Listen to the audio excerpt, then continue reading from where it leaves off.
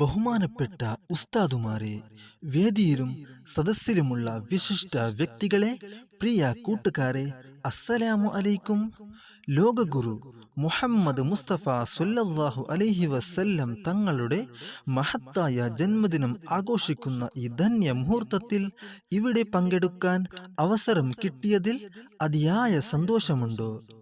അറിവ്, ശക്തി, ഭക്തി, സ്വഭാവം തുടങ്ങിയ കാര്യങ്ങളിലെല്ലാം ജ്വലിച്ചു നിൽക്കുന്ന പ്രഭയാണ് നമ്മുടെ നബി മുഹമ്മദ് മുസ്തഫ സ്വല്ലല്ലാഹു അലൈഹി വസല്ലം.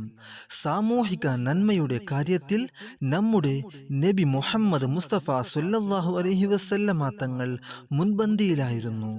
തിരുനബി സ്വല്ലല്ലാഹു അലൈഹി വസല്ലം കാണിച്ചു തന്ന സഹിഷ്ണുതയുടെ പാഠങ്ങൾ ലോകത്ത് ഏറെ പ്രസക്തമാണ്. വിശുദ്ധ മതത്തിലേക്ക് ജനങ്ങളെ ക്ഷണിക്കുകയായിരുന്നു തിരുനബി സ്വല്ലല്ലാഹു അലൈഹി വസല്ലം. മാനസിക പരിവർത്തനങ്ങളിലൂടെയാണ് അത് ചെയ്തത്. ആരെയും നിർബന്ധിച്ചു മതം മാറ്റാനുള്ള ശ്രമം ആയിരുന്നില്ല നടത്തിയത്. എന്നിട്ടും തൻ്റെ ബന്ധുക്കൾ ശത്രുതയോടു നബിയോട് പെരുമാറി.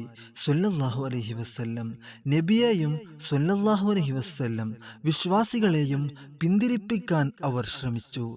നാനാവിധ പ്രയാസങ്ങൾ അവർക്ക് നേരെ അയച്ചുവിട്ടു. എന്നാൽ ആദർശത്തിന്റെ കരുത്തുകൊണ്ട് അവർ അതിനെയെല്ലാം അതിജീവിച്ചു. മതത്തിന്റെ പേരിൽ മറ്റുള്ളവർക്ക് ദ്രോഹം ചെയ്യാൻ പാടില്ല.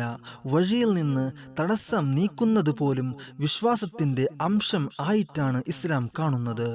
മുത്തുനബി സ്വല്ലല്ലാഹു അലൈഹി വസല്ലം തൻ്റെ ജീവിതത്തിലുടനീളം നന്മയുടെ വെളിച്ചം വിതറി ലോകത്ത് സമാധാനവും ശാന്തിയും നിറച്ച് മനുഷ്യർക്ക് നീതിയും സ്നേഹവും നൽകി. നമ്മുടെ ജീവിതവും ഇത്തരത്തിൽ സത്യത്തിൻ്റെയും സ്നേഹത്തിൻ്റെയും ജീവിതമായി മാറണം. അള്ളാഹു തൗഫീഖ് നൽകട്ടെ, ആമീൻ. ഇത്രയും പറഞ്ഞുകൊണ്ട് ഞാൻ എൻ്റെ വാക്കുകൾ ഉപസംഹാരിക്കട്ടെ. അസ്സലാമു അലൈക്കും.